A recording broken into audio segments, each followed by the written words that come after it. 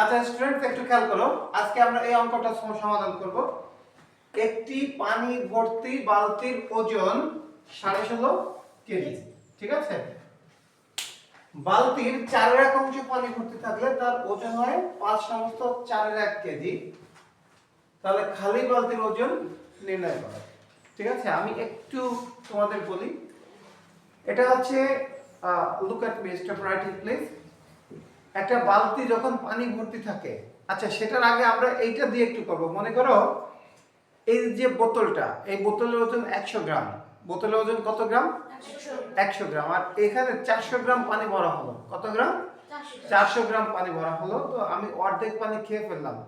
ওয়াসিফ বলো তো, আমি অর্ধেক পানি খেয়ে ফেললে তাহলে মোট হচ্ছে, দেখো বালতির ওজন কত গ্রাম, সরি এই বোতলের ওজন 100 গ্রাম, পানি ভরলাম কত গ্রাম? 400 গ্রাম। মোট কত গ্রাম হলো? 500 গ্রাম। 500 গ্রাম। এবার আমি যদি অর্ধেক পানি খেয়ে ফেলি তাহলে এটার ওজন কত গ্রাম থাকবে? 250 গ্রাম। 250 গ্রাম। তুমি বলো। এটা 200 গ্রাম। 200 গ্রাম। তুমি বলো। 300 গ্রাম। 300 গ্রাম। তুমি 300 গ্রাম। 300 গ্রাম। Thank you. যারা 300 গ্রাম বলেছে তাদের ধন্যবাদ।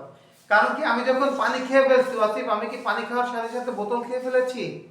বোতল খাইনি, আমি তো শুধু পানি খেয়েছি। আপনি তো পানি বলছেন 400 গ্রাম, তো সেটার অর্ধেক খেয়েছেন, তাহলে তো 200 গ্রাম থাকে। হ্যাঁ 200 গ্রাম। আর বোতলের ওজন 100 গ্রাম। বোতলের ওজন কত গ্রাম? 100 গ্রাম। তাহলে মোট কত গ্রাম হলো? 300 গ্রাম। ওকে, সিট ডাউন প্লিজ। তাহলে এই যে বালতির ওজন, এই বালতির ওজনটার এটা একই বিষয়। কারণ কি, এখানে যেমন দুটো জিনিসের ওয়েট আছে, একটা হলো বালতির ওজন আর অর্থাৎ একটা হলো বোতলের ওজন আর একটা পানির ওজন, তাই তো? এখানে দুটো ওয়েট আছে না? ঠিক একই ভাবে এখানে এখানে হচ্ছে দুটো জিনিসের ওয়েট আছে, একটা হলো খালি বালতির ওজন আর একটা হচ্ছে পানির ওজন। তাহলে একটা পানি ভর্তি বালতির ওজন 16.5 কেজি। যেটার অর্থ কি? অর্থ হচ্ছে খালি বালতির ওজন যোগ কি, তোমার এক অংশ পানির ওজন। কত? সম্পূর্ণ পানির ওজনকে কি বলা হয়? এক অংশ পানির ওজন। তাহলে আমরা প্রথম অংশে কি লিখবো দেখো।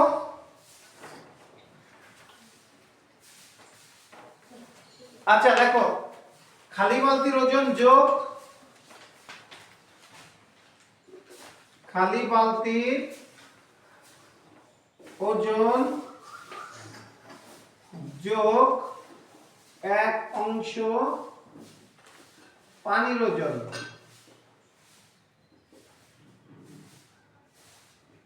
কত বলো তো? 16.5 কেজি বা 33 বাই কত? 2 কেজি। আচ্ছা আবার আমরা লিখবো যে খালি বালতির ওজন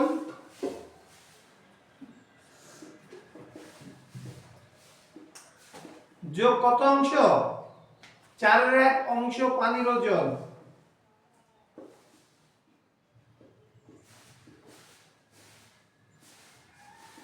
পানির ওজন সমান কত? 5/4 বা 5/10, সরি 4/20 আর 21। 21 বাই কত? 4। 21 বাই 4 নাকি এত কেজি। তাহলে দেখো এটা আমরা বিয়োগ করব। তাহলে কি করলাম, এই যে দ্বিতীয় ক্ষেত্রে আমাদের বুঝতে হবে যে আমাদের পানি ঠিকই 4/1 অংশ আছে, কিন্তু বালতি আছে কি সম্পূর্ণটা।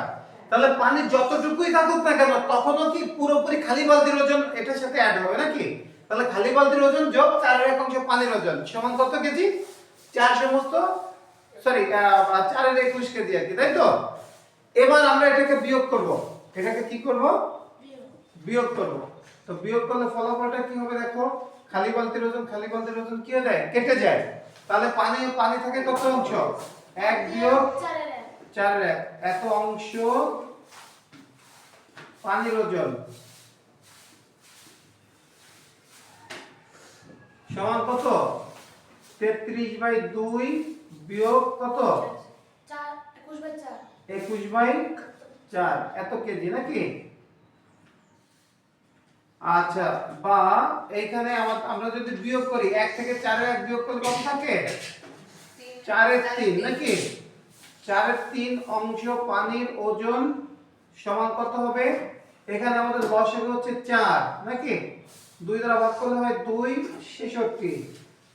বিয়োগ 21 এত কেজি সমান কত হবে? বা আমরা ওইটাই লিখবো 4 এর 3 অংশ পানির ওজন সমান 45 বাই কত 4 কেজি। আচ্ছা এবার অতএব এক অংশ পানির ওজন সমান কত হবে বলো তো স্টুডেন্ট? 45/4 হ্যাঁ 45 বাই 4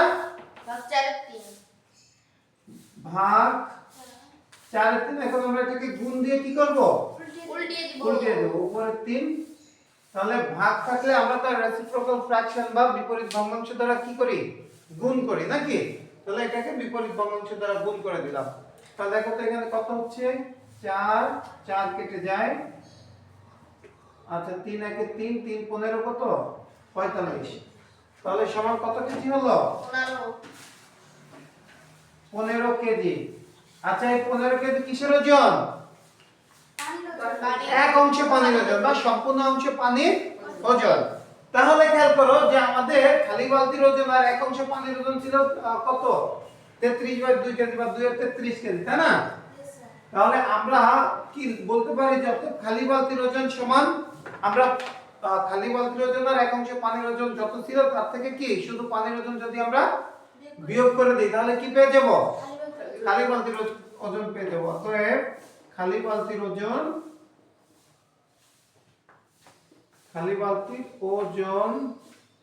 সমান 33/2 বিয়োগ কত 15 কেজি